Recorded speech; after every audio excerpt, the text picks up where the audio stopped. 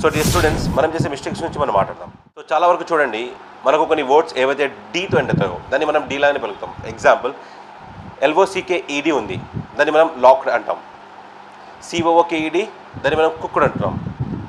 SWITCHED దాన్ని మనము switched అంటున్నాం. WATCHEDని మనము వాచ్డ్ అంటున్నాం. గుర్తుపెట్టుకోండి, ఒకటి ఎప్పుడైతే మనకు డీతో ఎండ్ అయ్యే వర్డ్స్ ఉంటాయి కదా, సో ఆ డీతో ఎండ్ అయ్యే వర్డ్స్ని మనము డీని డీలా కాకుండా డీని మనము టీలా పలుకుతాం. ఎగ్జాంపుల్, లాక్డ్, LOCKED లాక్డ్ కాదు, లాక్డ్. COOKED కుక్డ్ కాదు, ఇది కుక్డ్.